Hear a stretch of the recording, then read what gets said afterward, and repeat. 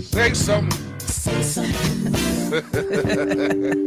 Good morning. Good morning. What's happening, family? Welcome to the show this morning. Hang on. Excuse me. Wow. It is Michelle Bryant here at WNOV 860 AM 106.5 FM. You are listening to Say Something Real. Whoa, it's a lot. It's a lot to get to. Let me start off by saying, though, good morning to the bruhs in the building. What up, Jay? How you doing? Well, Shell. Just got it in your voice, huh? Yeah, it's Monday. Just singing. Morning. Following Sunday. And I love the argument we just had. yeah. Because Devo said, which Monday is it? I said the third Monday. You said, no, because it's the second Sunday. Uh-huh. Like, that Greenfield education showed up again. But it was the second Sunday, wasn't it? And it is the third Monday. So, since we going there, how do we even know that it's even Monday? Which is what I said. I just saying, how do we even know? We going off of what somebody told us. Please leave your weed exits at the door. Why we want to know. Why gotta be that? How do we even know it's Monday? Listen, no, real That talk. sounds like a question you asked. But real talk. Doing extracurricular activities. I'm just saying, listen, real talk. Look, I almost did it. How we even know it's Monday? No, wait. But seriously, how do we even know that it's Monday? How do we even know? Somebody told us. That's how we know everything. But listen, what I'm That's saying how we is, know everything. So how do you know? That's how you know everything, because Right. somebody told Now us. you know somewhere down the line, people do take it and change it and lie. They switch it up. I'm just So if telling it you was though. passed down the But line, that's how we know everything. Bro. but if I tell you something, 'Cause and you gonna somebody tell told Debo, us. Except for Debo the gonna stuff we change it by the time he tell it. Bruh, that's how we know everything. I'm just saying. I don't believe it's Monday. I was so bold by your question. I don't believe How it's Monday. do we know it's Monday? Superman. Oh, Superman I got a late? question for you. Superman late? I got a question for you, Superman. Tiptoe in the building? How do we know Clark when that Kent is don't know how Monday? to tell time? How do we know when that is Monday? He don't even know it's Monday. Huh? He don't know it's Monday. When you late? What he Sounds say? about right. When you late, that's how you know it's Monday. Yeah. I'm just saying, man. I'm just like, look, I don't believe that. Jermaine, it's don't Monday. start, man. Okay. How do we know it's Monday? Listen, all you peoples out there in How did radio you know it land, was the second Sunday? because somebody told me. Okay, then. So I'm saying, So but how my do we point- know that it's really I the second can't Sunday? do this with you. Because you said it's the third Monday, but it was the second Sunday. But wouldn't it be It's the called a second Monday? calendar, Jermaine. Well, how do we Hey, even wait. know? I met one of your people Saturday Uh-huh. at the car. No, yeah, Saturday at car wash, at the car wash thing. And one of your people came up to me and said, hey, Michelle, Uh-huh. now I'm gonna need you to get off Jermaine. And I was like, what? She said, I went to Greenfield. Oh! And I think I think she said y'all was there together at the same time. Uh-oh. What was And I'm that? trying to remember her name. It was some dang. Keisha, if you listen, text because Keisha remember everybody's name. Text me this sister's name, but yeah, she was like, "Yeah, I'm just saying you don't need to get up off." Hey, Greenfield. GHS, baby. We out here banging I GHS. was They like, don't even sound like. They don't have no kind of it like. sound like a, Right, you know, it sound like a I'm vaccination. punching, It sound like a vaccine. Hey, sound like THS, baby. Meow. Meow. like it ain't no rough to Get it. that THS shot, baby. THS, meow. So yeah, I want you to know you got some people out there. Hey, well, all you who peoples was out there. repping Greenfield. I was THS, like, baby. ooh. No, but only You, her, Kennedy, Keith's granddaughter, Shelby Greenfield. Y'all hold are it down. repping Greenfield. No, but on the serious note, because I know Really? we got to get to That- Debo and move on to the show. You No, got you're not worried about her getting me. I really ain't worried about You you. got something else to say? But I know that we got to get to the show. I just want to say happy birthday to my oldest, my only daughter. I love you. Happy birthday. Enjoy your 29th Did we just do this with your son last yeah, week? they 5 years, 5 days apart. Really? So yeah, just want to say publicly, baby, I love you. What's her name, man? Zandre, Zandre. aka Diamond. Diamond. Yeah. That's my baby. I like it. All right. My first. Happy birthday, Diamond. Yeah, so I like that. Be a good daddy. Be a good daddy. I happy like birthday, baby. Don't call me for no money. Too late. What's the point? Probably hit you up yesterday like, What's Daddy, the I want to point? do this tomorrow. No, she ain't got to call him. That money go be in Cash App. She ain't got to call Once, him. twice. Darren, you recovered from your weekend Wow. down at 50, at Garfield Days? Yeah. We say it was going down. Man, I drove around for 20 minutes. It really 22 minutes looking for parking. So you could have. I had to say no. See, I had to say no. that's the. It ain't for you, Jermaine. I was gonna say no. You could have pulled. It's Debo in the back, but it's Debo's but you turn. could have just used my name. Debo name ain't good down there. You could have used my name and pulled in the back. My name is very good. His name ain't good. Debo, how was Garfield Days, Debo? Well, let me start by saying I got a chance to leave our stage for a minute and check out Jermaine. He had the stage packed. He had the stage rocking down there, man. You played at Garfield Days too? Yeah, man. I hit at 5:15. What? Oh man, it was. And then he subsequently came down and checked out us as we was hitting. So, I had staff down there. We were down there. We were represented. I thought it was a great turnout. Hats off to Duke and Melissa and all the folks over at 502 put that piece together, man. Just a great representation of what we can do as a community. I didn't see no foolishness. It don't never be none of Any Garfield kind Days. of vendor you could imagine. Michelle, I had it's called a walking rib tip and lemonade. Ooh, that sounds good. So the cup and the bowl are attached. Oh yeah, I've seen that before. Yeah, I've never seen that I've seen before. that So I had to I've have seen that it. in other cities. Yeah, so I was glad to see it here. It was a local vendor. The tips were tender, good. Jones's Bistro was Susan, like the he's about folks to who cry. had that. The tips were tender. Hey, man, please. Is that like he's I done had some tips, man. You could break out a window with them. Just bad. Break out a window. Yeah. Pop's Barbecue, Big Charlie's was down there, man. You name it. And that gospel stage, Yeah. man, that gospel stage lit. Really? I heard hallelujah all day. Okay. Thank you, Jesus. And won't he do it all day long? So the organizers still 502. Who's the organizers? Well, Melissa and Miles, right, Jermaine? Yep. Those are the ones that's really Which putting Melissa? it together. Melissa from City Hall. Whitaker. Whitaker. Hold on. Oh, she works with the mayor's office. Yeah, Okay. She was here for the interview. Okay, so those were the people that helped organize it? Yes. Those were the Wonderful. frontline Then folks. kudos to whoever brought that, Whitaker. did that work. We know Whitaker. Wouldn't that be Whitaker? No, that wouldn't Greenfield. No, that wouldn't be Whitaker.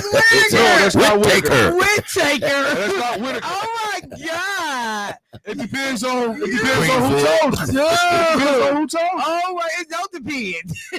So what is it? Whitaker, man. How is it Whitaker? Is it spaced? T-A. No, Kerr. it ain't space. No, it so don't it's have to be. Whitaker. Then it's Whitaker. No. With W-H-I. Jermaine, leave it alone. T-A. W-H-I. Kerr. Jermaine. K-E-R. No, Leave it alone. Whitaker. But that ain't how it's spelled. How's it spelled? How's it spelled? You just told me to leave it alone. But how is it, man? He said Which they one? are- You just told me to leave it Spell alone. it. What's No, I'm your confused. initials for your school I'm district confused, again? man. CHS, baby. CHS.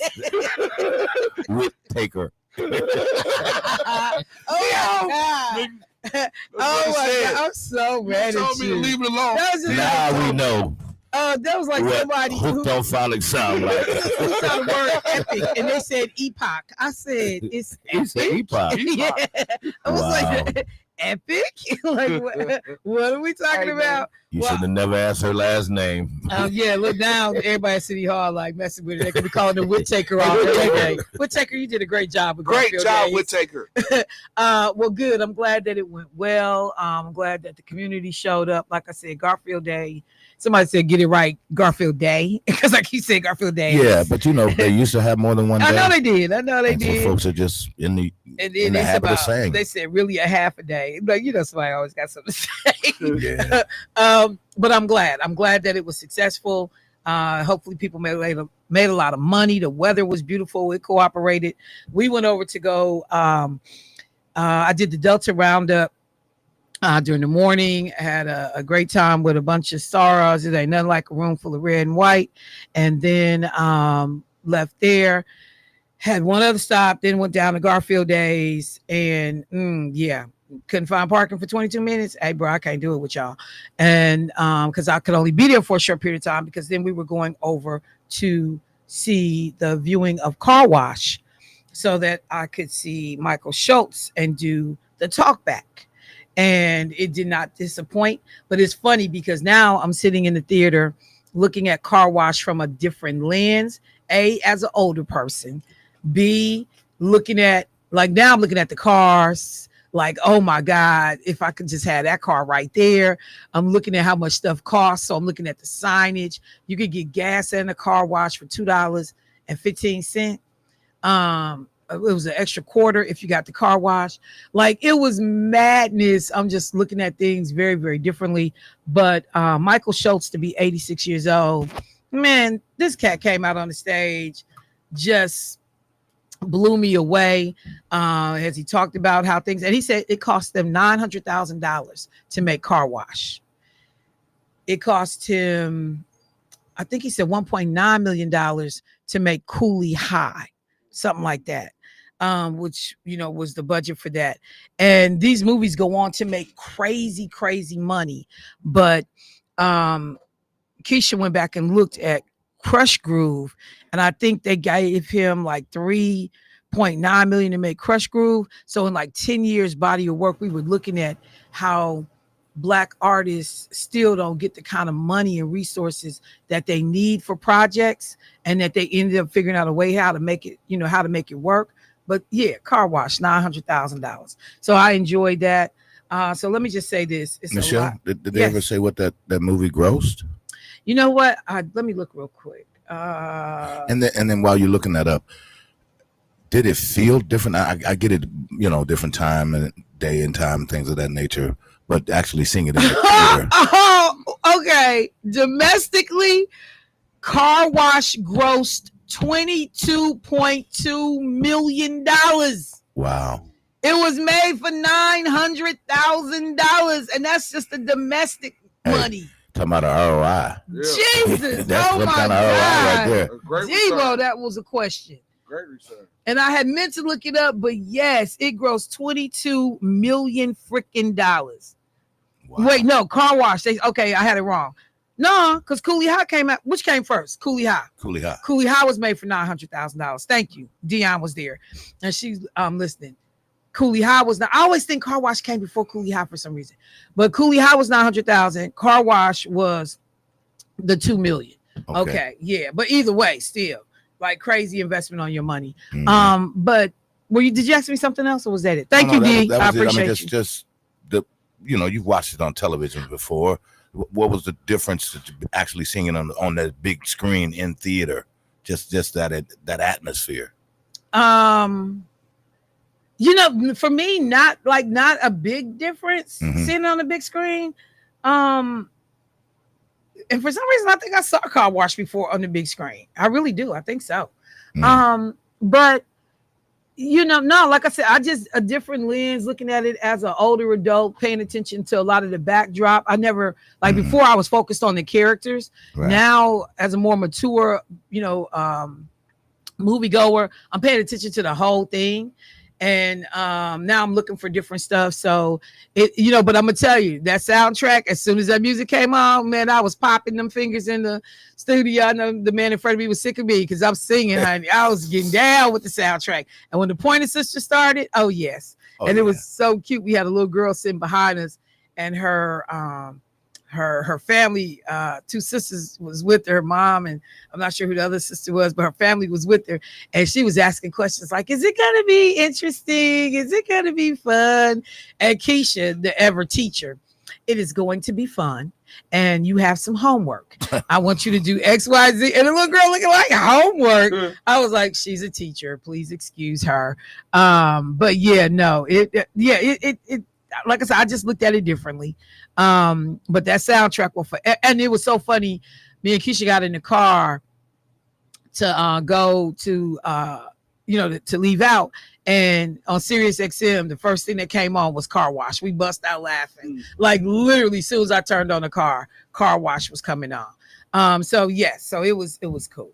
But let me do this. Oh, Keisha hit me up. She said Crush Groove was made for $3 million, and that was 10 years after car wash. So your budget and what they trust you with for money still doesn't go up significantly. Um, but a lot of things to get to. Let me just say this this morning. Um, wait, somebody said who? Oh, okay, I got it.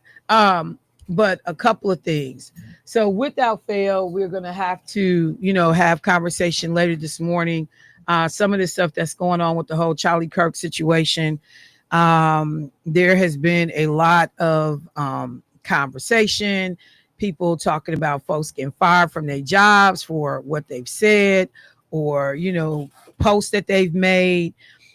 We've had a situation here in Wisconsin where someone mistakenly connected a post to a educator, and then basically like people trying to call for this person to be threatened and for this to happen and that to happen, and then come to find out you got the wrong person. Like, so you got to deal with all of that, and then you have the wrong person. But we will certainly have to have those conversations. I'm listening now to people, ask for the rhetoric to be toned down. And yeah, good luck with that. I'm just going to say good luck with that. Got to talk about the fact that there's a new entry into the governor's race. Kelda Royce has announced, State Senator Kelda Royce has announced that she is getting in. So we now have 3 Dems declared and 3 Republicans that are declared. Somebody said car wash is playing on Tubi TV. Didn't know that. Thank you for letting me know. But so we, the field is filling in for the gubernatorial race for next year. And then we got to talk for a little bit this morning about FEMA. There have been folks have been hitting me up all weekend, letting me know that the applications have dropped. We did see the county executive issued a statement saying that there had been an approval by the federal government, somewhere in the neighborhood of about $30 million for the state in relationship to FEMA damage. Some houses were completely totaled, others just severe damage, but you could be repaired. And I know that certain people or some people had already started to go through the process to apply. And, people were, being told what they needed. So I have a list of what you'll need to be able to make that application to FEMA if you suffered any damage from the floods. And, also making sure that people have a good idea that some of this help may still not come for 60 to 90 days, that check won't turn around quickly. Is what I have seen from some of the folks who've already reached out, and just trying to make sure that the community appreciates. You still are going to need to figure out how you can handle things and how you can address things until that check comes through, because you still may have another 2 months. So now you're talking about potentially going into November, maybe even December before some of these payouts happens.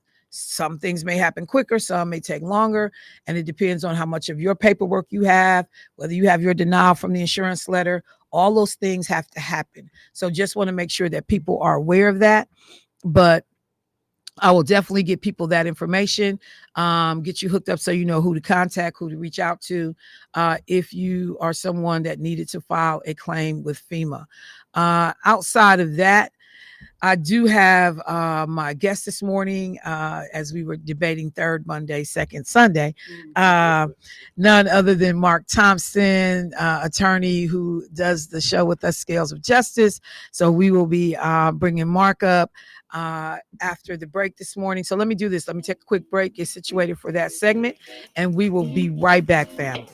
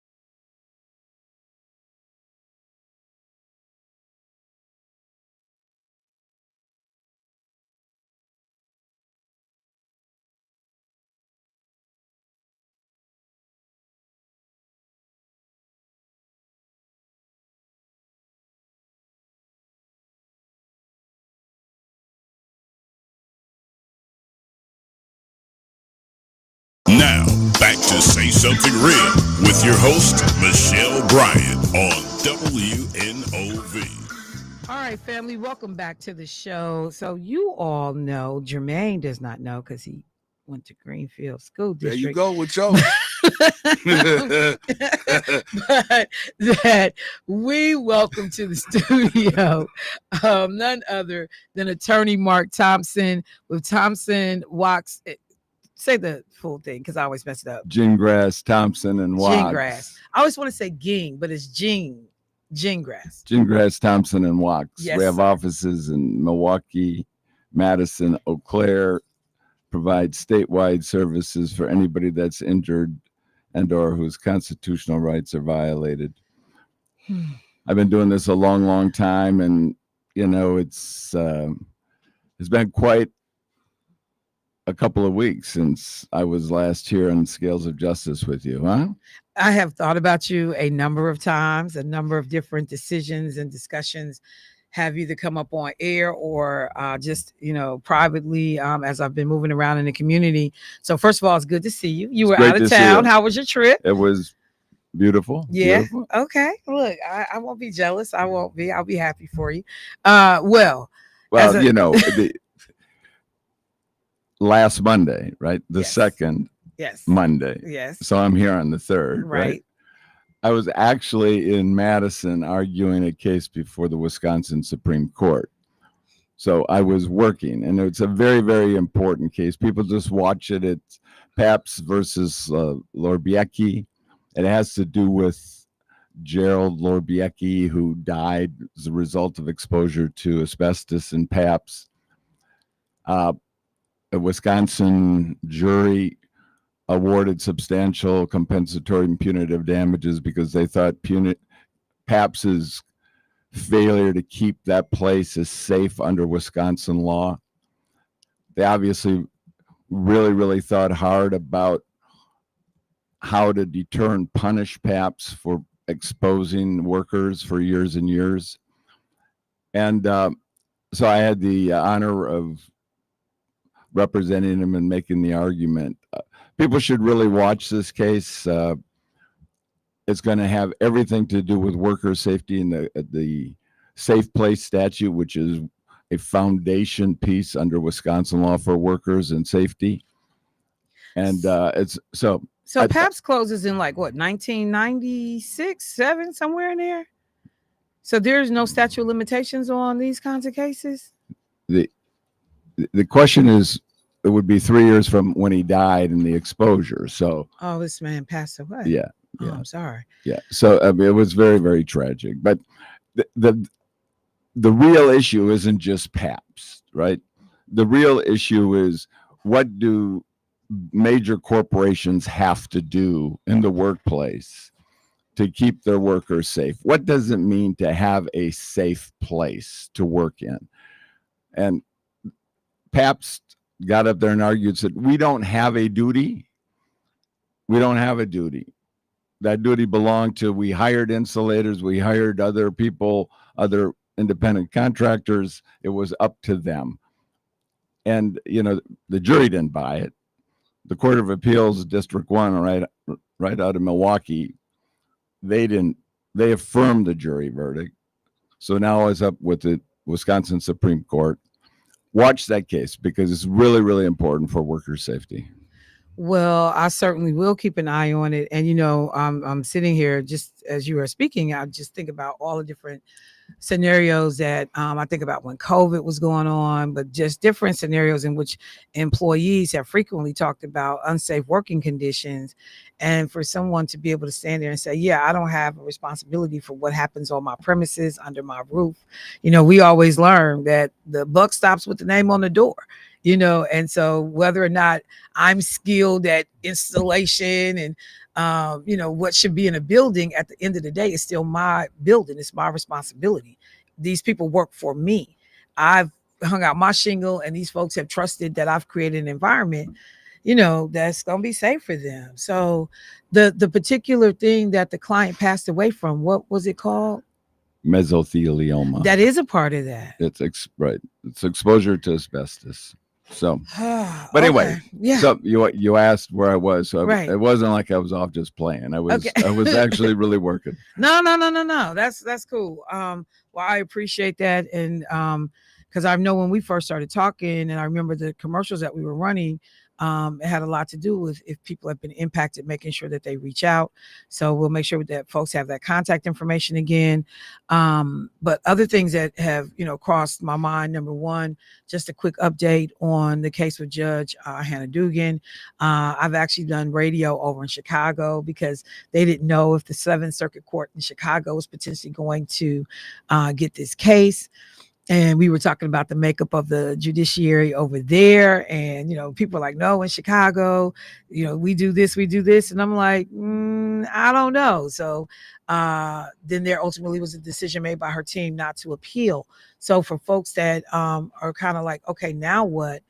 They have a trial scheduled already at this point. I didn't double check that before I came in here, but yes, Okay. the trial date's coming up. I think it's December. Okay. So right, they had the option to appeal.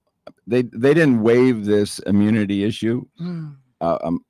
My assumption is that they may raise it again after the prosecution puts in their case. The federal government.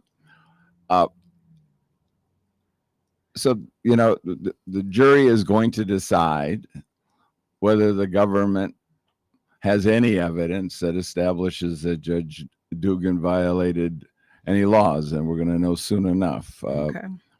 Well, yeah, I just wanted to, like I said, it's funny because a lot of people are following the case, I think sometimes even more closely than we are here in town, because people are concerned about the implications. What does this mean for judges and immunity, and what does that look like? So we'll keep an eye on that. But another case, and this time at the federal level, the U.S. Supreme Court, couldn't help but think about you after the ruling comes out regarding, and it was a 6-3 decision about ICE's ability to engage people in what we typically would consider to be racial profiling. We talked about it a lot on the show last week.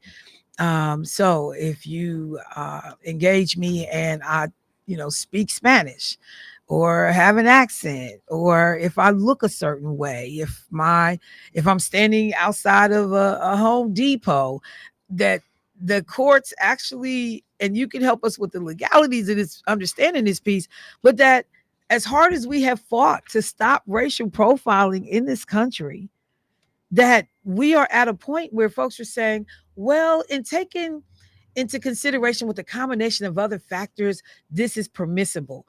Can you help us understand what the courts just did? I saw Sonia Sotomayor's response, but what did the court just do here? And they said, too, it only applies to the area that was making, where the case was brought forward. So it wasn't nationwide yet, but people said it definitely had national implications. Thank you for asking. I actually spent the weekend reading the Ninth Circuit decision and then the Supreme Court decision. Justice Kavanaugh wrote a concurrence, and Justice Sotomayor wrote the dissent.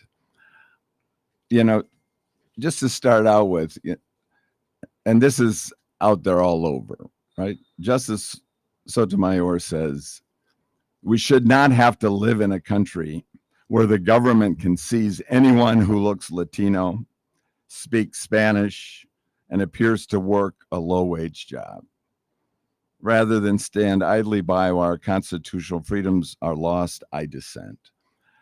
So, what hit me is because we've spent quite a bit of time over the last few months talking about Isaiah Taylor and, delivering a turkey to his neighbor at Christmas, right? Running while black, who was stopped. And the Seventh Circuit said there's no qualified immunity for that. And even 1 second being detained is too long, right? Even 1 second is being detained too long. So what Justice Sotomayor, I really think, wanted to shout out about, right? Because this does, and it's a technical case in a way because it governs an injunction by a district court in a district in LA, not the whole LA. Right. But what made that district court so concerned was that while they were enforcing immigration laws, they were just grabbing citizens. Okay. They were just grabbing citizens. If you were Latino, if you spoke Spanish, if you worked at a car wash, Yeah. right? Right. In an area where they suspected immigrants to work, they could just grab you without any reasonable suspicion of a crime.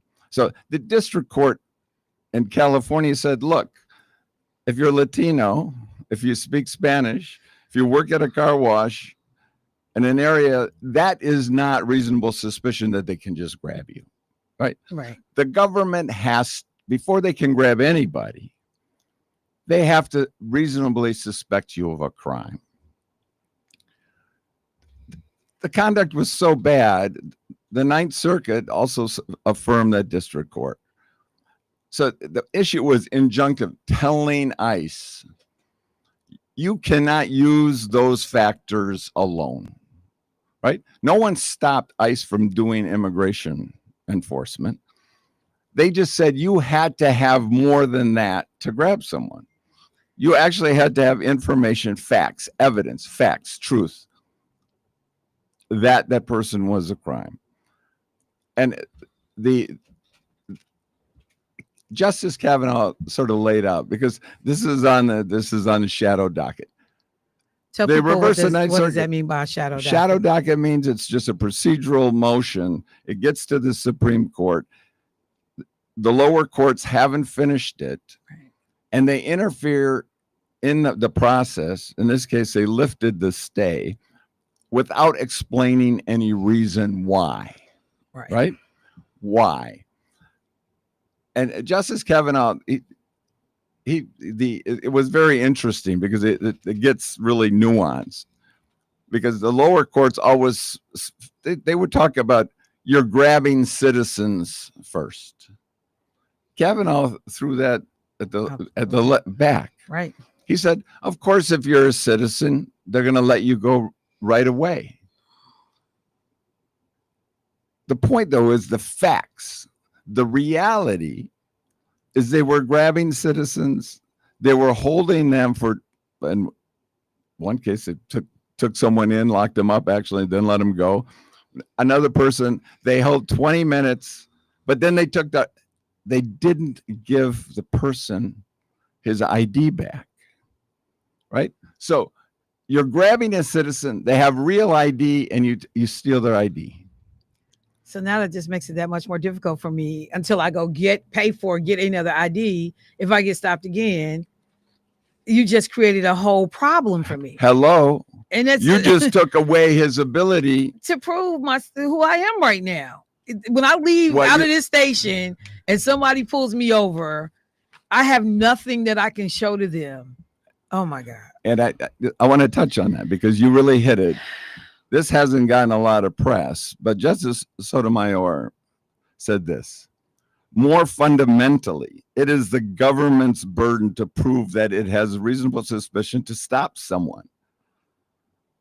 You can't just walk up. They can't just walk up to you and say, "Are you a citizen?" Or they can, but you don't have to answer, right? Right. You don't have to answer.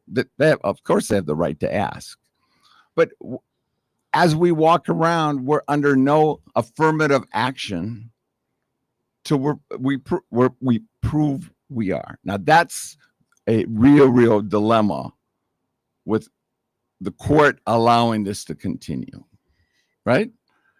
But so where are we at this point? Because as they said, this is sparked out of the situation that went on in LA, and as I tell people, like I was boarding a plane when all this is breaking off, and I was telling people I have family members that are biracial, that look Hispanic. They look Latino, but they're actually black and white, but they look like they could easily be Yeah, if you're Hispanic. Haitian, I mean, And so like, I'm like, this is not something that's just restricted to one group. Anybody can be mistaken. that's right. Justice Sotomayor, the concurrence, meaning Justice Kavanaugh, improperly shifts the burden onto an entire class of citizens to carry enough documentation to prove that they deserve to walk freely. Now, that is the risk, the new But I risk. just can't even get over it. I carry it and then you keep it. Well, that's it. Like, But I mean, oh my gosh. Here. When did we have to walk around with proof that we're citizens? Well, I will just say this. Black people know something about walking around with your papers. You know. No, exactly. And that's why I brought it up. Yeah, we know something about, show me your papers. Yeah, let me say Lord. one other comment though. This is important too. It's not touched on by the Supreme Court, but what I picked up in the Ninth Circuit decision and at the district court, there are white recent immigrants, right? The Russian community, for example, Mhm. they're not showing up there, right? Right. So what bothered Justice Sotomayor and the three is it's this pattern and practice of violating constitutional rights. And so the question is, and we talked about this, how do we stop it? I read one writer for the Nation, I didn't get his name, but he said the rule of law is gone. And I said, well, that's really doesn't help anybody, right? Because we're in this period. Clearly, there are a group in power, I'll just call them the MAGA folks, that have their own view of the country. And it is not one that I believe in terms of a multiracial democracy, right? We have my lifetime as a child. I saw the civil rights movement. We had the passage of the Civil Rights Act. We had steps made to really build a multiracial democracy, right? Women had the right to choose. And in the last few years, we've seen a complete retreat from that from some people. Right. The fact is, all of us together that believe in a multiracial democracy are going to have to stand up, because that's the only thing that's going to stop these people. Okay. Well, look, if I can just switch gears for just a second, when you talk about standing up. So a lot of people have, had a lot to say since the murder of Charlie Kirk.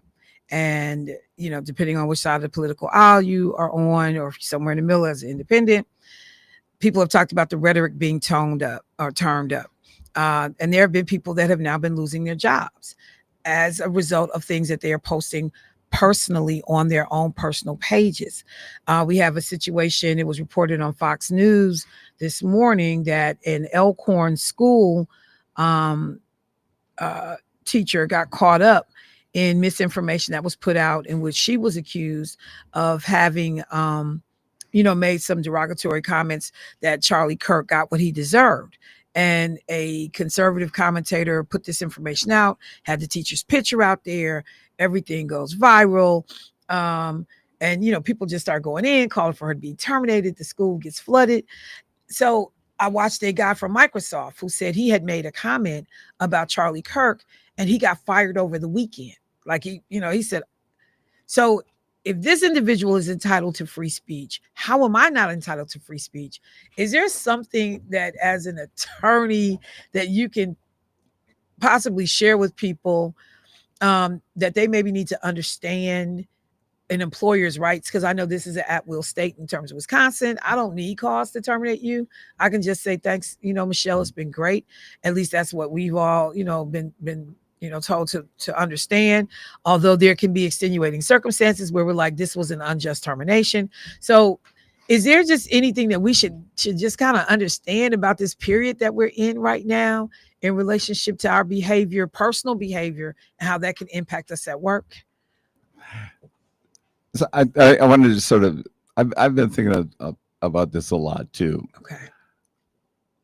I think we as the Americans, we need to step back and stop and think. You know, so the world of social media, everybody is on in 2 seconds. Everybody has to be first. Right. And that's not necessarily the best practice and the healthiest all the time. Charlie Kirk was murdered. The family is got to bury him. They have to grieve. Actually, personally, before the murder, I really didn't pay attention to this person. I have been trying to find out what it is that he really was promoting. Okay. I found out one thing was that he thought that the Civil Rights Act of 1964 was a mistake. Yeah.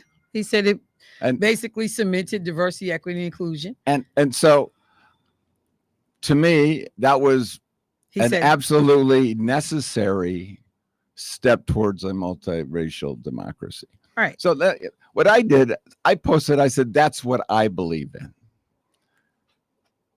I think we should figure out what do we believe in and then put it together. And in the context, I don't want to punt on this question, right?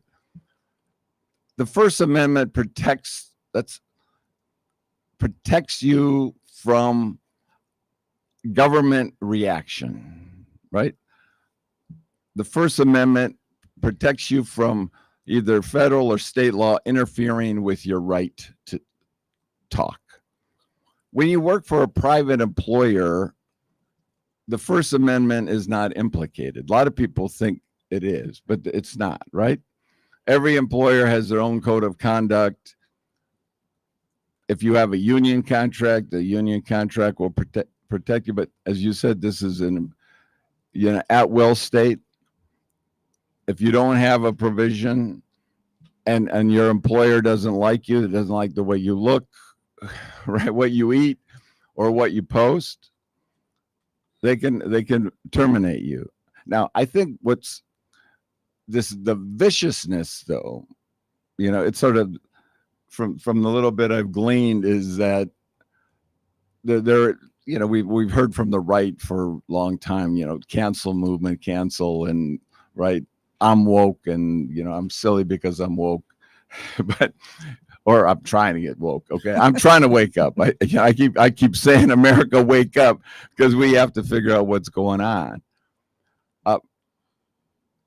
But I think these are very, very important questions. I mean, because now you have Pete Hegseth, Secretary of Department of Defense, saying that we're going to be tracking the comments of service members and civilians who've said negative things about Charlie Kirk.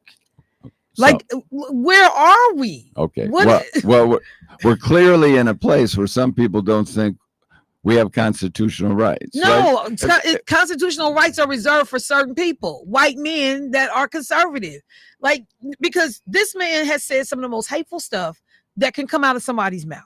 Like, literally put him up there with David Duke, old George Wallace, any of the good old boys from back in the day. When you talk about black women being unintelligent, and specifically names Michelle Obama, Ketanji Brown, Jackson Brown, and says that they are stealing white men's jobs. I mean, and Martin Luther King was an awful person. Literally, when he was shot, he was saying something that was meant to be tongue-in-cheek. When they talked about gun violence in America, you want to invoke gang members. That was not the question. That was not the conversation. Homophobic slurs, call for people to be executed in front of children. Like, this man was crazy. Straight. Oh, what did he say when we were having all of the airline incidents with planes back in 2024? If I get on a plane and I see a black pilot, boy, I hope he's qualified. What? So you get to say whatever you want to, and everybody's supposed to protect that. But you're telling me the Secretary of Defense is saying we're going to be tracking what service members and civilians say that are negative about Charlie Kirk. As I said at the outset, those of us that believe in a multiracial democracy have to get organized and stop it. And to me is because it's not just personal at one level, right? Right. When you have the Secretary of Defense threatening citizens, that is clearly completely out of bounds of anything that is permissible under the Constitution or what we believe in. So we need to speak out about it.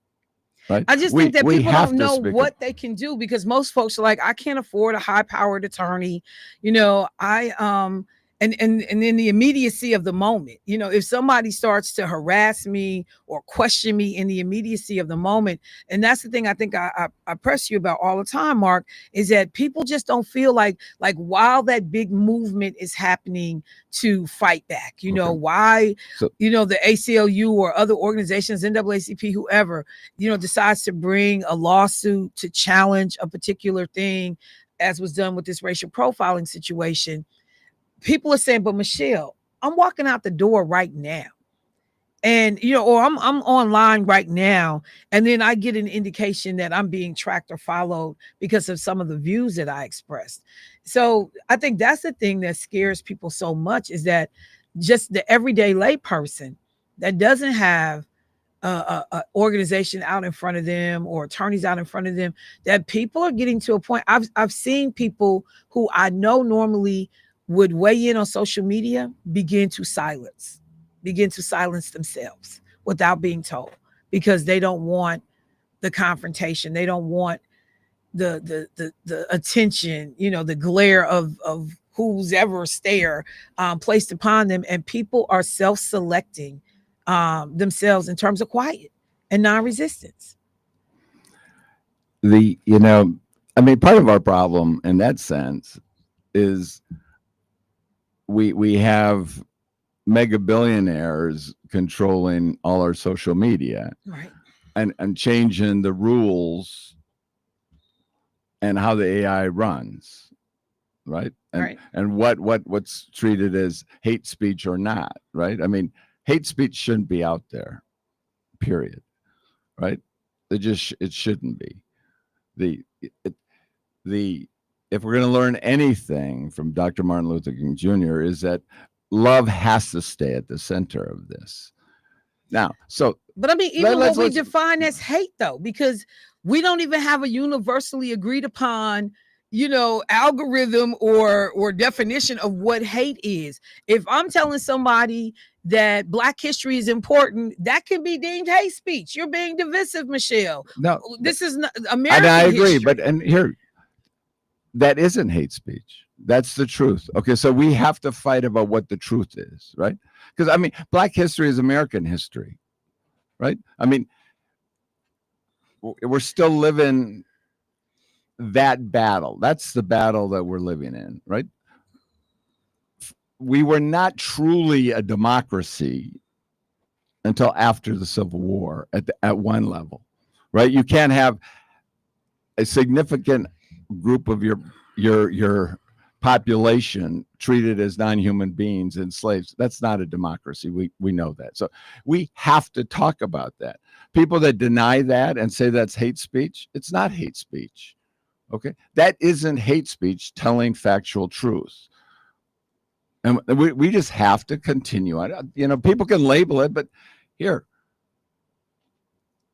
it is what it is, and we have to stay true. Now let's go to this intimidation, though, because that is right. Are people getting doxxed? Right? Are they getting harassed? It is, but that is also nothing new in American history. No, there are bullies and hateful people. Look at I worked at Inland Steel. This was 1976. I was a steel worker.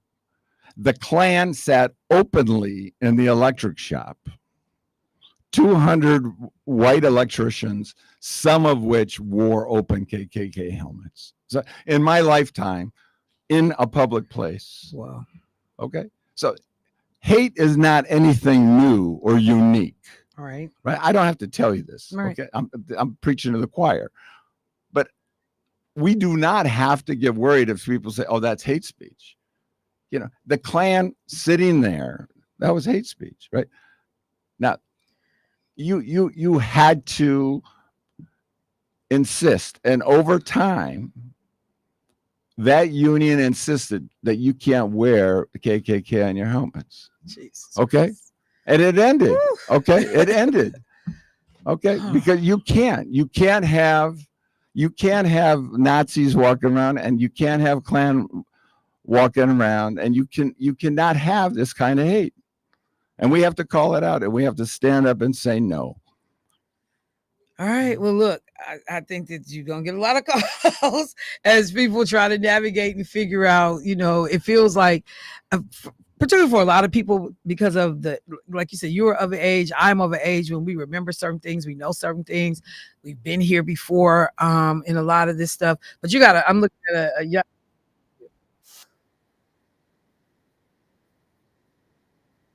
you know, but this is new territory for me. So. Well, we're all going to see it live because it's here.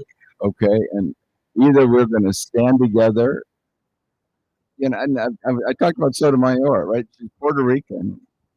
And right now they're coming after brown people, right? Anybody that looks Mexican, right? Puerto Rican, they're just grabbing them. As citizens, we have an obligation to say you just can't grab people because you're brown or because you speak Spanish. Well, I think one of the most important things you were saying is that speaking up and you know, fighting back within the legal system in ways that are available to us is going to be important. And as I say on the show all the time, whether it impacts me directly as a black person, and I have to lend my voice, you know, to these causes because God knows that the pendulum can swing easily in my direction. You know, I can be patient. I can look. I don't believe in pendulum swinging. Okay. I believe we move things. Well, okay, and that's I don't fair. think I don't. That's fair. I gave up on this idea that there's something somehow is the coming forces. back normally, right? Here, No argument. bad people that want power are going to take it until you take it away. You just don't give it. Okay. That being said, With that being said, let me just say one thing. If you have a question, right out there, on whether you're injured or whether you have a question about if you're being harassed at work, don't be shy. Call 414-837-4167. 414-837-4167. This is Scales of Justice. Mark Thompson. I'm here to help and answer questions. and it is appreciated, and that's exactly what I was going to do. Because I know I've had the number to a couple of people after the last show. You usually generate a lot of good conversation. Mark, I want to thank you so much, Attorney Thompson, for the insight and being willing to go down the rabbit hole with me on some of these things because, you know, the biggest thing about understanding your rights, knowing your rights, I think it makes all of the difference when you find yourself in one of these situations. And it makes me be hopeful because I understand that the laws are still there. And there are people that are willing to fight and, you know, to hear these cases fairly. So, thank you. Thank you. All right. It's always great to be here.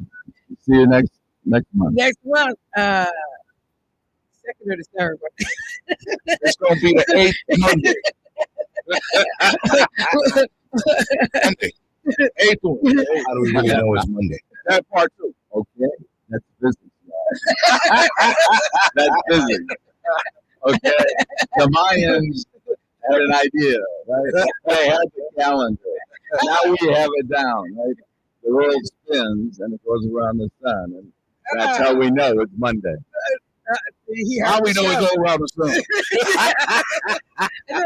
I like that. And the world's flat. That's right. Okay, now, I'm going to tell you. How do we know? We got to the moon.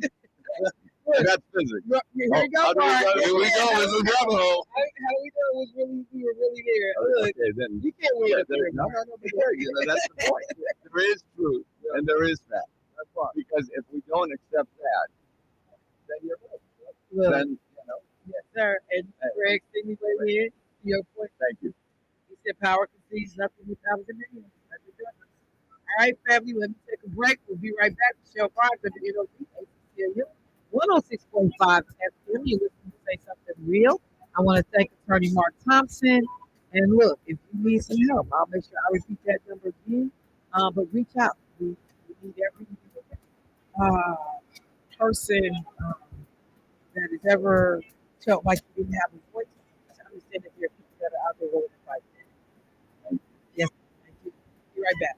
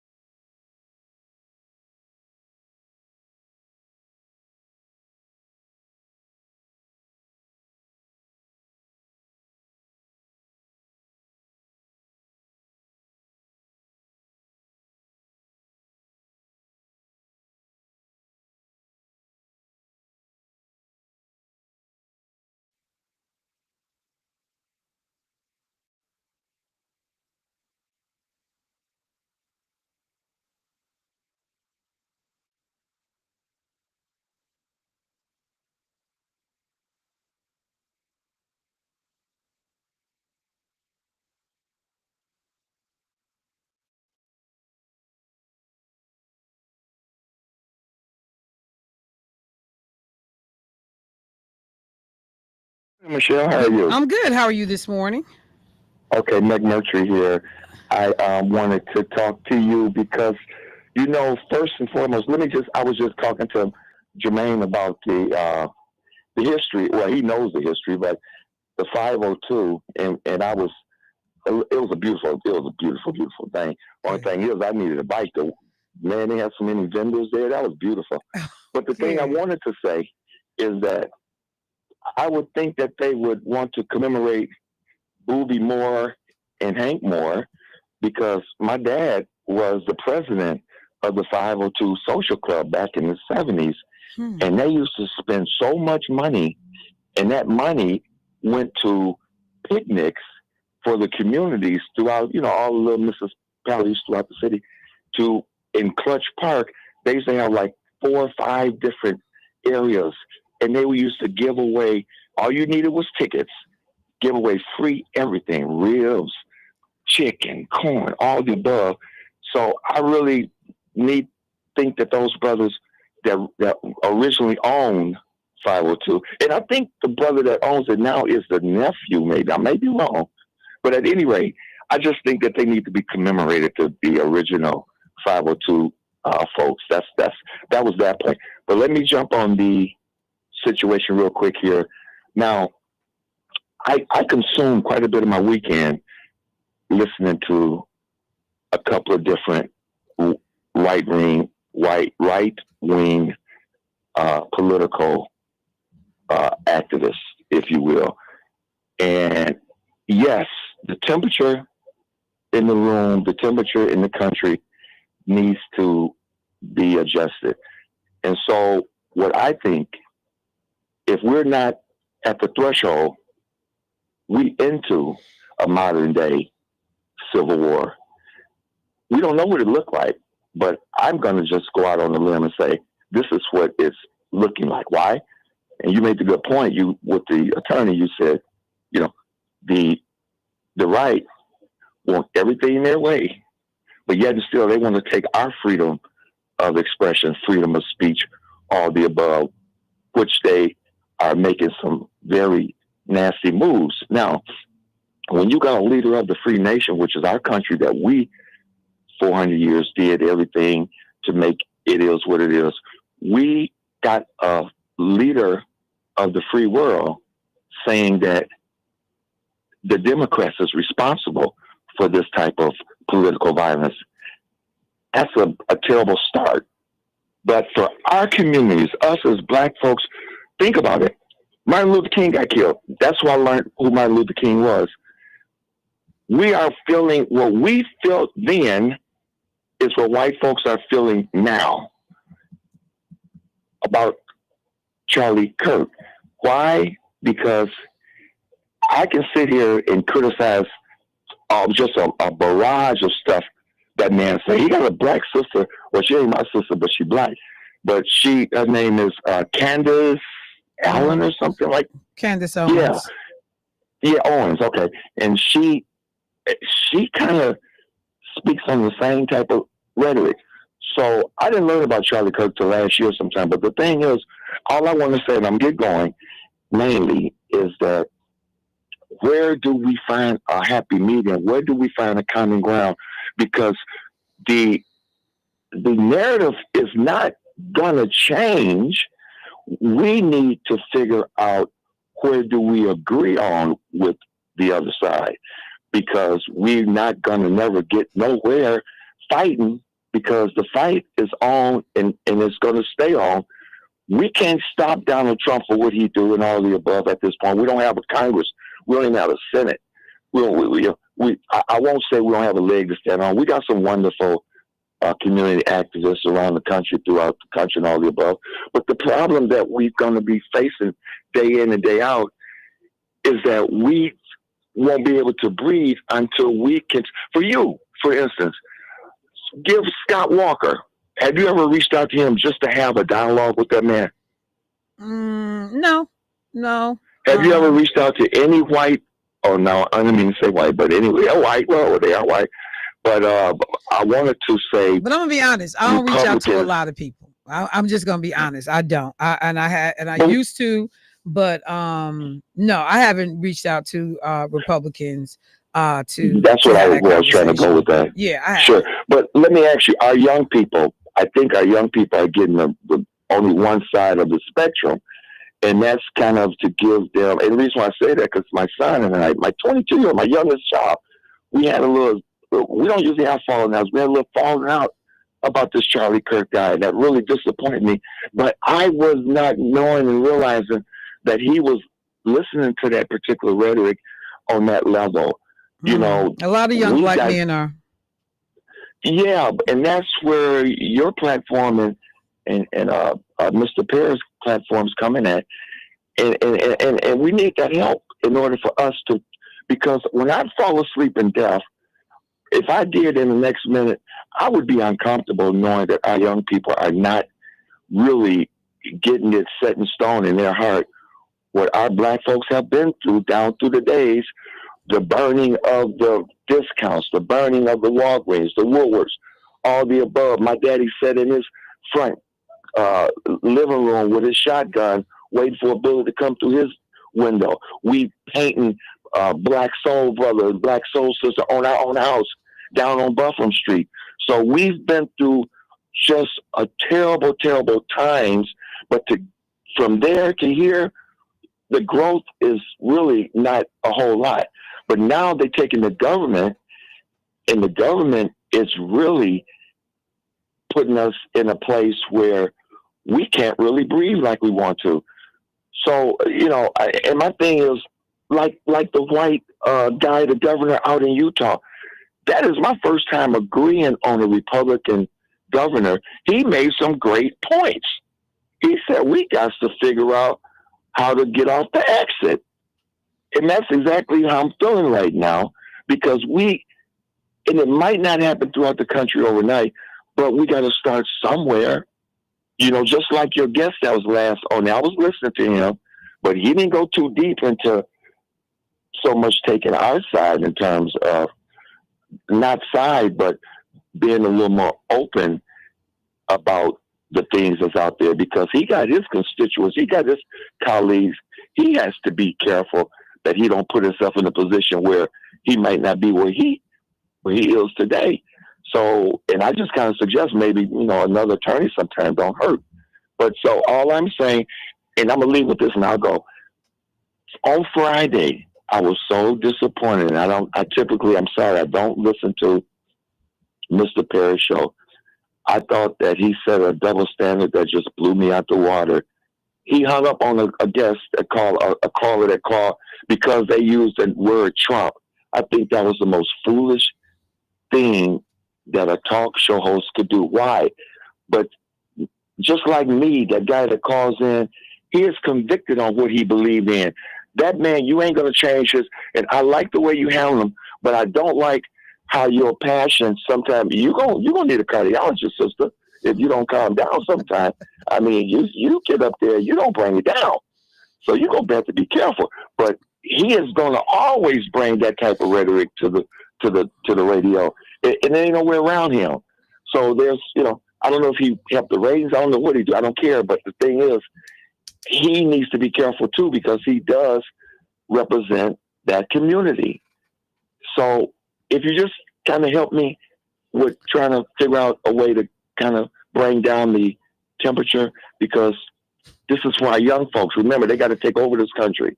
All right, I got you, bro. I'll let you go, my dear. Okay, all right, but thank you. Okay, take care. Yep, I appreciate the call and the thoughtfulness that goes into the comments that were made. Let me be clear. The Michelle y'all see right now I've been this Michelle since I was 11 years old. Like when I tell you, the same intensity, the same passion, the same elevated voice. I'm the same person. I am. I deal with it as I want to, from situation to situation. But I understand when people particularly people that don't know me really well, like, oh my God, this girl gonna bust a vein. My mother used to like, keep up. I'm gonna find you killed over one day because because like I watch the news at 16 and be livid.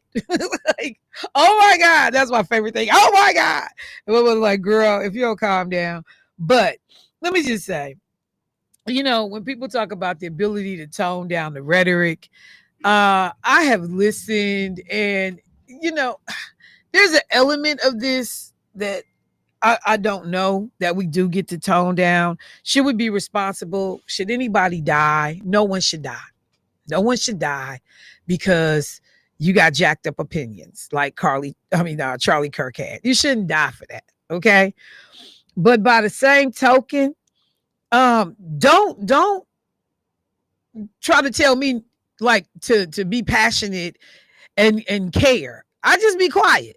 You can just be quiet.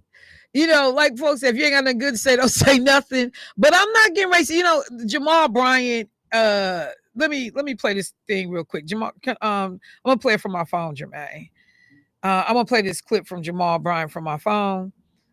That he said in church. Can I play it? Yeah. Okay, I'm gonna just play it from my cell phone. Hold on. Okay, you ready? Yeah. Okay.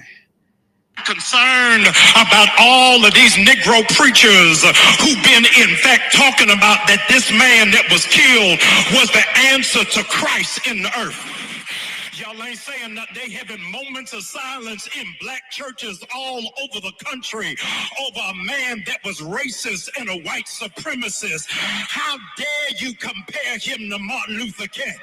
The only thing that Charlie Chris and Martin Luther King got in common is both of them was killed by a white man. After that, they got nothing else in common.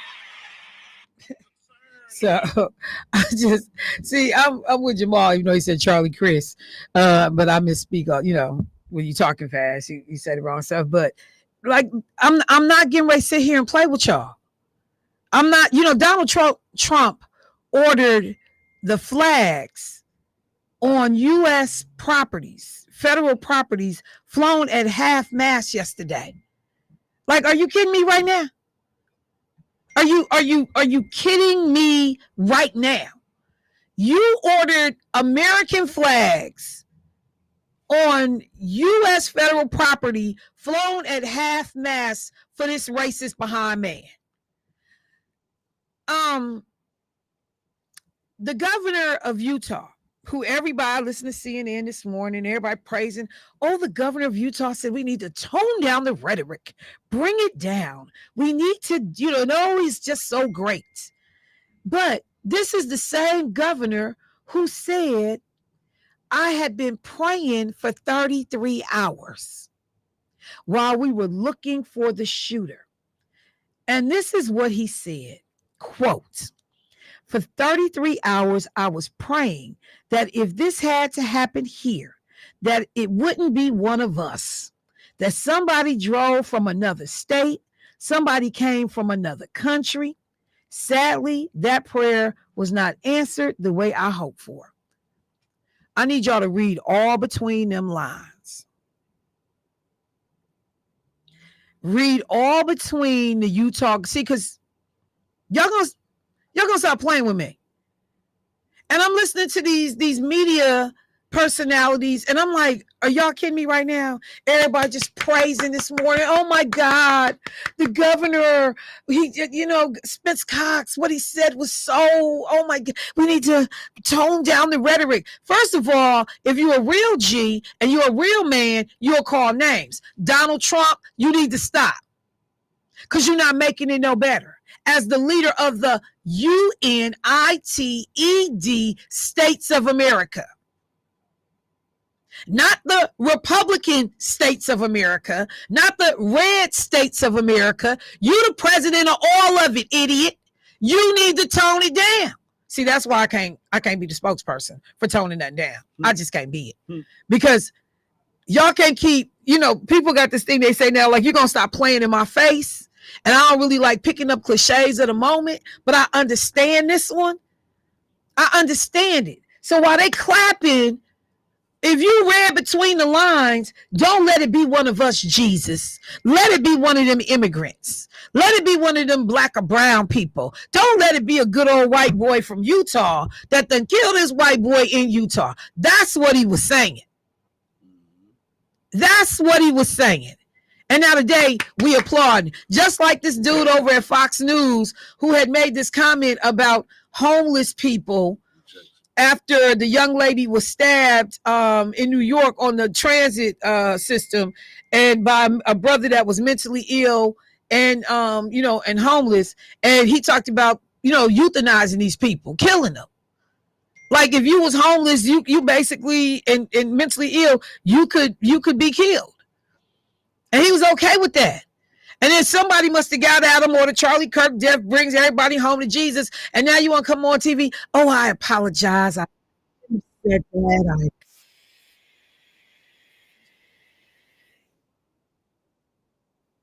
that. People like quick to move on. I'm not quick to move on because what caused you to say some mess like that in the first place? That because somebody was homeless and mentally ill, that they should be killed. Like literally, lethal injection is what he was saying. And now because you stand up and say, "Oh, I was wrong. I should have said that," everybody on media just applauding and clapping and oh my God, people don't apologize anymore. And did it? You shouldn't have said it in the first place. I'm really not tone down the rhetoric chick right now. I'm just really not. Because we always want to tone it down when somebody white get hurt. Ain't nobody tone it down nothing when Donald Trump telling people to bang the people head into the police car. People sitting there looking at this man's knee on this brother's neck. This brother gets killed out here at the Hyatt. I can go on and on and on. But now we toning it down. Y'all have to this one of the times y'all gonna have to work for me. Because I ain't at the tone down moment. What I'd like is for it to stop. I don't want it to tone down. I want it to stop. I know that it's not going to stop though, because people are jockeying for power. And I'm going to use whatever divisive means I can to maintain that. I got to take a break. I'll be right back.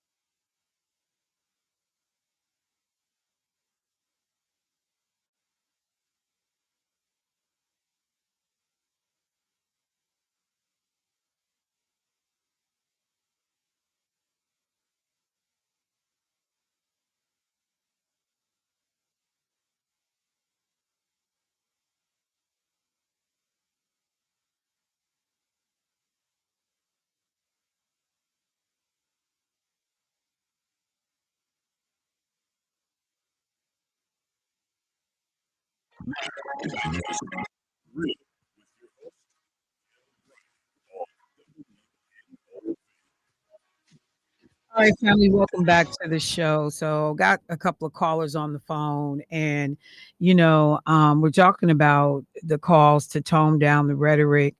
I don't know where I land on this because the reality is BS needs to be called out. Now, nobody's asking anybody to be harmed, but BS needs to be called out. It really does. And whether it is the foolishness that Donald Trump does, he lives for this ignorance, he lives for it. Or the people who have not found a spine that's immediately around him, that's in his party, to be able to say that does not represent the type of country we trying to create. And all this constant angst and just constantly raising the temperature, and they are the enemy and they are evil, and and never an acknowledgement of anything happens on this side of the aisle that's inappropriate. We had Democrats who lost their lives shortly before Charlie Kirk. And these were actual elected officials. Trump didn't send out no proclamation to Mount fly the flag at half staff for these people. I even looked at what was going on in other countries and around the world, and members of parliament being asked to have a moment of silence for Charlie Kirk, and there was a number of them pushed back, and they start beating on the tables like, man, I'm not doing that. No, we're going to do this revisionist history. My brother sent me, or somebody sent me, a picture yesterday of all these people that were supposed to be in heaven. And it was Martin Luther King, Jesus, Charlie Kirk. And I was like, I know you playing with me right now. Because when I was saying to Attorney Thompson, we need to come up with a definition for some of this stuff. We need to come up with a real definition of Christian. Because what people who claim and purport to be Christians are practicing, if this is what gets you into heaven, I don't want to go.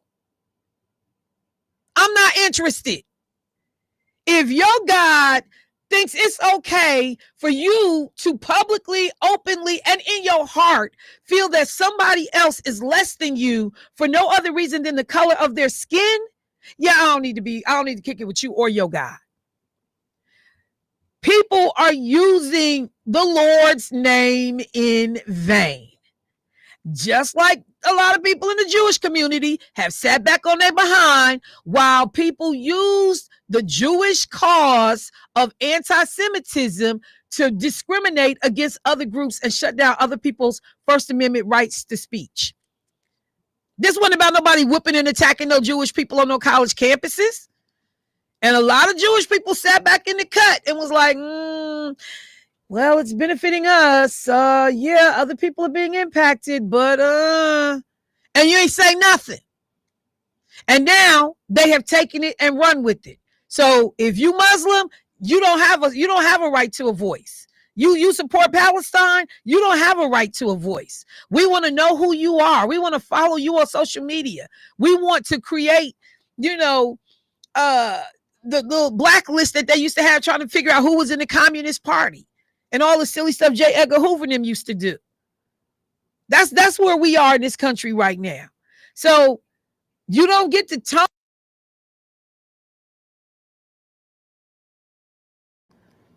Rhetoric does not just mean embellishing information to make a point. Rhetoric can also be factual. It can be both. And so when people say tone down the rhetoric, you're gonna have to describe that better for me. Because I'm not gonna stop telling the truth about who these people are and what they're trying to do. Let me go to the phone line. Hey caller, what's happening? Hey, good morning to you. Good morning. I was listening to the lower caller that called in any statement. I think he was talking about me, probably saying that I was a part of that community. No, I'm a part of this community. I'm a part of the community of 45 million Black Americans in the whole round world. Okay, these other people come to the country. They might come from a smaller country, but they have the language that gives them the broader spectrum of the bigger deal, because the language, we talk one language. 45 million of us, okay? Even the ones that come from these other African nations. They come in. So just so we clear, there are not 45 million black people in the whole wide world. There are over. No, I said 45 million black Americans. No, you said the world, and I just wanted to correct you. There's 45 million. You ain't gotta get loud. You ain't gotta get loud. You ain't gotta get loud. Calm down. You did say the world. Explain to me what you're saying. I'm saying that there are nearly 8 billion black people in the world. So just be careful when you're saying it's 45 million black people in the whole world. No, I said that's what black you said. Michelle. Okay, keep going. Keep going. Okay, listen to this here. I listen every day when I get a chance to, and I listen to people call in, and this is really a manifesto. And when you got guys that call in talking about they want to take butcher knives and they want to cut folk and they want to kill people, these are manifestos that we are going to be responsible for if these people go out and commit this act. You understand? They call in and they say, "I'm gonna kill this. I'm a God hater," and all of this stuff, and nothing is done about it. What you supposed to do about it? They got a right to say whatever they want to, the same way Charlie Kirk evidently did. What you want me to do about it? What we supposed to do about that? Well, I don't know what you're supposed to do about it, but I know I would be cautious because that's like me typing. So what would you do? That I'm going to do something. That's like me typing in that I'm about to commit a crime or I want to commit a crime. Or they use this against me for some sort of hate speech if I ever did something or they want to prosecute me. But I've never had anybody call my show and say they were going to hurt somebody. Well, they don't say it like that. It's indirectly. I mean, the man that writes the manifesto don't actually come out all the time and say, "I'm going down to beat Mr. Lightbulb in the head." Okay, he don't say that. He talk about the light around Mr. Lightbulb and how he wants to put that light out. You understand? But I don't get to do something to you because of what you think you might want to do. Okay, that's not how law works. And one more thing, what? Mr. Ward always called. I never said his name because he's an elder, and I would never talk about an elder because it's elders that listen to this show that champion me. So I'm not going to do that. Never. You know, I'm a kid to him. But he always say, "Get that boy, get him out of there. What's your point?" Next one, and I think that's, God bless him. And if he ever need me to do something for him, I want to do it because he's community. He has did a lot for the community. My understanding over the years, I've never worked with him, but there's a lot of people that have. Look, bro, this is what you're doing right now, which is what I equate to Charlie Kirk. You call this radio station and talk reckless all the time. You say stuff that's inflammatory and divisive and stuff that's frequently directed at black people that's derogatory. And then when somebody gets back at you, if they, say too much, then now it's like you putting me in harm's way. You set me up for the okie doke. You are, people should be censored. And it's like, hey, bro, you don't have no leash put on you. You go in here and say just about whatever you want to. You're right. You're 100% right. But I'm not worried about being put in harm's way. I walk through the valley. Well, what are we talking about right now, then? What are we talking about right now? Well, I was calling in to talk about what the first statement that I made about me being a part of that community. Okay, so you said you're not a part of that community. I got you. Yeah, talking about the white. The white. I think when they say that community, they talking about your political. I think they're talking about your political ideology. They're not talking about your racial identity. They're talking about you saying get on the Trump train with all your Trump paraphernalia. I never said get on the Trump train. I said you said all the time. You said Trump, whatever, Trump tight, Trump train, same thing. Right. But they know. So I'm assuming they're talking about your political identity, not your racial identity. Well, can I have 2 seconds to clear that up so people can understand where I'm coming from? Go ahead. Yeah. Okay. When you talk about my ideology and my political views, I'm concerned about the well-being and the existence of black people that have just now failed down the last 10 years to be the second minority, but we're the minority. You know what? No. It's real simple. Do you lean Republican? It's real simple. Yeah, I lean Republican. Okay, well, that's the end of the conversation. If they doing right. All right, well, that's the end of the conversation. You done took up a lot of time. I'm almost out. I appreciate the call today. I appreciate the call today. Yep, that we good. I appreciate the call today. But What's all this crying about, fam? I just don't understand. Because you talk big money reckless when you call in here sometimes. Some of the stuff be so out of pocket and so out of order. It is unreal. And then, but it got to be hard to hear your own people call you a clown. I know it ain't comfortable. I hear you. I feel you. Well, they'll call me one, not for the reasons they call you one. I get called it for other reasons. But I mean, I feel you, fam. But no whining. Damn, y'all keep making me have these Keith Paris moments. No victims. Just volunteers. You volunteer for this, Meech. Don't call in with that crying. Let me go to the next caller. Hey, caller, what's happening?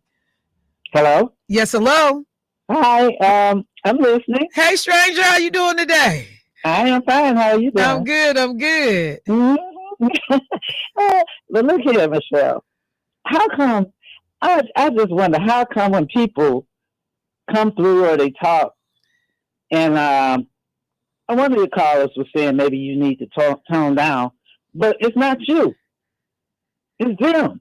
Well, I think that was telling me about, like, because, I can get loud, or at least I know, and it sounds way louder when I listen to it at home on Facebook than I really sound in the studio. So, part of that, and I tell people all the time, I feel sorry for y'all because I know it can sound horrible over the air, but I'm not as loud as it sounds like when I'm in the studio. But go ahead. But yeah, I think. But you be telling the truth. You just be telling them the truth. What's really happening, and they're not gonna stop. They already said it. They're planning for 2020, 29, or whenever the next election. Right. And they're trying to take our voting rights. They won't put the police. Complete immunity. No matter if they started it, they snatched you or whatever. The military is going to take over. And that's where I am. I'm in right down here, no houses, boarded up houses, empty lot. What they going to patrol? Right. It's just like taking your money, stealing your money, and you're not conscious of it. And they get paid good checks. All those people that's up there in those governments, not up there with Trump selected. Look, they make good money. They can go like the Supreme Court. They can go and speak at graduation. They got their own business, plus they get a check from us, the taxpayers. Plus, they get, like hospitalization. And then they want to cut off all of this. And then if you go somewhere and try to beat somebody, you're a DEI hire. Right. Everything they're doing, they're trying to cut us out of everything, and they don't expect us to say nothing. And we're supposed to just twiddle our fingers and don't say nothing. But how are you going to survive it? Our kids are the ones going to get the most of it. Absolutely. No, thank you, caller. I appreciate the call. Yeah. All right. Okay. Now. Thank you. Got another caller. Let's get them in. Hey, caller, what's happening? Hey, Michelle, how you doing? This your boy Yusuf down in Racine. What's going on, Racine? How you doing today, fam? Hey, listen, last week I had to call in on Keith's show to just express, this friend that calls the show every day named Meech. I don't know how sometimes he get in when I never can get in. But Meech, Meech. Brother Meech, I challenge you to any debate because all the stuff you be saying is not supported by facts. The name of the show is Say Something Real, not something made up. So, bro, and then now when somebody get at you, now you want to get all in your feelings and in your chest to try to chastise somebody. Bro, you too old for that. If you're going to call the show with something supported by facts, not none of this make-believe. I believe you have been supplanted in the Milwaukee community, coming on this, calling the show every day with this garbage and this nonsense. Stop it, Meech! Stop!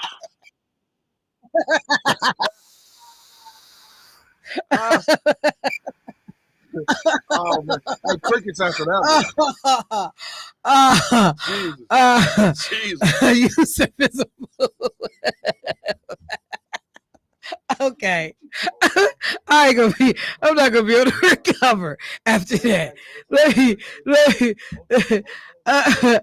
am I gonna get a FEMA information? Y'all gonna have to get it from Keith and get it from me tomorrow.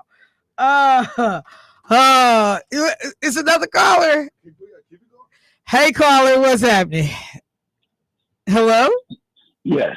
That brother that just called. No, No, Mitch. Hold on. I would like to hold on. Listen. No. I would like to take him up on that debate, and I will even pay for the airtime. You know what? WNOB. Okay, so we'll he, do it. So We'll set it up. Do that. I got Yusef information. Do We that. got your That'll be contact. dope. We'll set it Okay, up. let's set it up. Hey, listen here. If I have to buy time in the evening you got for to he pay. and I to have the Yeah, you debate, got to pay. let's do it. That's what I do. Yeah, That's what I do best. Okay, I got it. Thanks, Set Mitch. it up. I'll pay for the hour or two, so we Okay. can do it right over the air and bring his facts, and I'll bring mine. All right. We'll get I'm it gonna set dust up. his dirty one right on off. I need to see that one. See, why somebody gotta have a dirty rump? See, this is what I'm saying. Oh man, I'm bringing my popcorn. That's why I like the name of my boys, podcast, Facts Over Feelings. Yeah. Like, come on now, yeah. Last caller, let's get him in. Hey, caller, what's happening? Good morning, Michelle. Good morning. Thanks for taking my call. I just want to make a quick comment. Yes.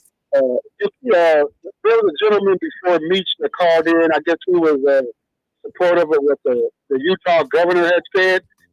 And then you pointed out what he had, that they were praying that it wasn't I guess that it wasn't someone, a white person that did that horrible crime. Right. And I just want to thank you for pointing that out. And the thing about the things that was said about Ketanji Jackson Brown, the First Lady Michelle Obama, Vice President Harris when she ran, that they're not deserving of the accomplishments that they made. When are they going to tone down that rhetoric? Like, we're not deserving of the accomplishments that we make in life. And that just bothers me. And the President of the United States, he's the main one that can bring this country together, but he's dividing us more and more each and every day with his stupidity and the things that he says. Yeah. And the things like we benefited from slavery and things like that. We were better off. Right. Yeah, we were better off on all that. I just wanted to make that comment. No, I appreciate thank you so much. All right, thank you. Thank all you, right, bro. I bye-bye. appreciate it. Yeah, and we just up against the clock. I would have been happy to go on with this. Look, y'all, I told you when Tremaine Lee said the other day on the show, I'll talk to you the dead. I tell you, you're alive or living. You're alive or dead. It don't make no difference. I'm not going to start playing because you dead. This man was convicted. I cannot believe they utilized Air Force 2 to be able to bring his body home. The money that taxpayers had to expend for this man's, unfortunate murder. And I always say unfortunate because people should be killed because of the political links. You should not kill because of the political links. Run out of town, I'm all for that. Shut down, yeah, I'm all for that. But killed, that's out of order. 100%. So we'll pick it up tomorrow. I have purposely not scheduled a guest so we can just go hard. I will get y'all the FEMA information. They have to as well. But yeah. I can't. And I got place, but I can't stop. I'm so disgusted with Charlie Kirk stuff. I don't know what to do. Because trying to turn this man into some angel and some Christian, I just don't know what God he served. And the people that's co-signing for it, you need to question your faith too. Because none of this. All right, fam, let me say I appreciate my brother in the studio. I'll talk to the rest of y'all tomorrow. Peace.